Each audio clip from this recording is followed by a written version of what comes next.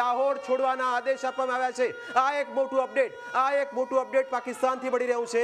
જેમ અમેરિકાએ પોતાના નાગરિકોને પાકિસ્તાન દેશ છોડવાનો આદેશ આપ્યો, એવી જ રીતે હવે પાકિસ્તાનની અંદર જે ક્રિકેટર છે, લાહોરમાં રહેતા ક્રિકેટર, રાવલપિંડીમાં રહેતા હોય અથવા તો કરાંચીમાં રહેતા હોય, તેમને પણ પોતાનો દેશ છોડવાના આદેશ આપવામાં આવ્યા છે। આ સંકેત ઘણું બધું કહી જાય છે। આ ડર એ પાકિસ્તાનનો છે અને હવે તે ધીરે ધીરે સામે આવી રહ્યું છે।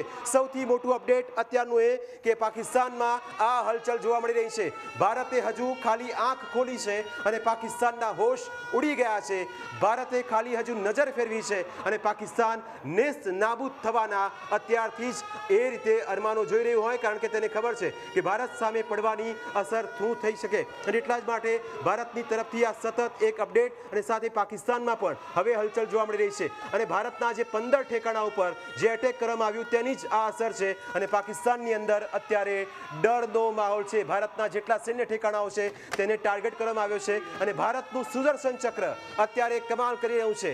S-400ની વાત કરી રહ્યો છું। એ S-400 કે જેને રશિયા પાસેથી ભારતે લીધું અને એ રશિયા પાસેથી જે ભારતે આ સિસ્ટમ લીધી એની અસર છે અને એના જ કારણે અત્યારે આ એક મોટું અપડેટ મળી રહ્યું છે કે સતત અને બીજું કે પાકિસ્તાનમાં એક જે હરકત છે તેની અંદર આ સતત અપડેટ એ પણ મળી રહ્યું છે કે જમ્મુ કાશ્મીરની અંદર 3 જગ્યાઓ પર એક હુમલાનો પ્રયત્ન કરવામાં આવ્યો અને